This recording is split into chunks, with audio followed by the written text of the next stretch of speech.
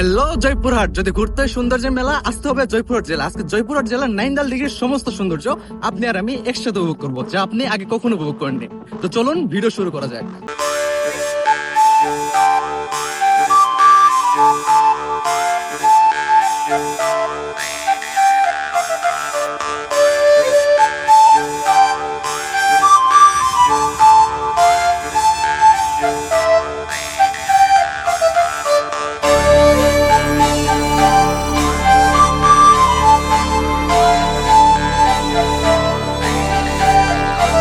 Hello guys, it's me Shoiko and welcome to my vlog Naindal Dighi.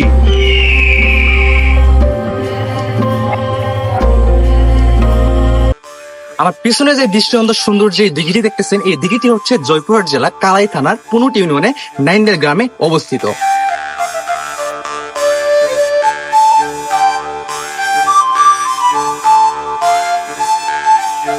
কথিত আছে যে মৌর্য বংশের সম্রাট রাজা নন্দলাল নাকি এই দিঘিটি 1610 সালে খনন করেছিলেন।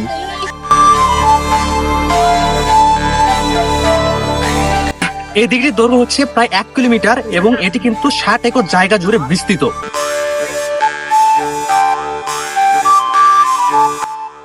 আবার অনেকে কিন্তু ধারণা করে এই দিঘিটি নাকি এক রাতে তৈরি করা হয়েছে, আবার অনেকে বলে এই দিঘিটি নাকি ভূতে এসে কিংবা পুরীতে এসে এই দিঘিটি নাকি খনন করেছে, তাই এই দিঘিকে অনেকে ভূতের দিঘি কিংবা পুরীর দিঘি বলে থাকে।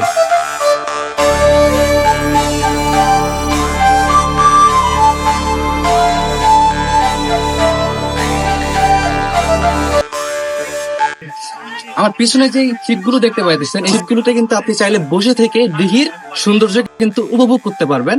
আর মেইন কথা হচ্ছে বসে থেকে এই দিঘিটির ভিউটা এনজয় করা, বিকেল বেলা সত্যি অনেক বেশি সুন্দর লাগে। আপনি আপনার প্রিয় মানুষটিকে এখানে নিয়ে আসবেন, সুন্দর করে বসবেন এবং দিঘির ভিউগুলো উপভোগ করবেন।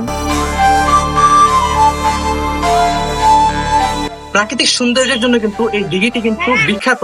আপনি চাইলে কিন্তু আপনার প্রিয় মানুষটিকে এখানে নিয়ে এসে কিন্তু সুন্দর একটি সময় উপভোগ করতে পারেন।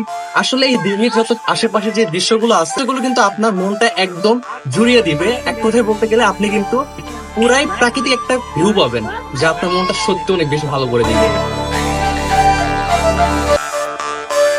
আমার পিছনে যে বাড়িটির মতো দেখতে পাচ্ছেন, এটা আসলে বাড়ি না, এটা হচ্ছে একটি গেস্ট হাউস। আপনি চাইলে কিন্তু এখানে কিন্তু রাত্রি যাপনও করতে পারবেন। এই পাশে কিন্তু রয়েছে হচ্ছিল যাত্রী ছাউনি, মানে এখানে বিশ্রাম করার জন্য কিন্তু ব্যবস্থাও রয়েছে।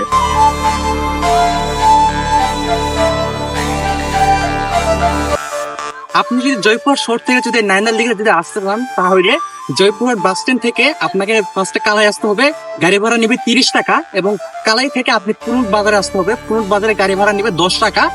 এন্ড ওর পরে পুনুট বাজার থেকে নাইন্দাল দিঘিতে আসবেন, মানে নাইন্দাল গ্রামে, ওখান থেকে ভাড়া নেবে 10 টাকা।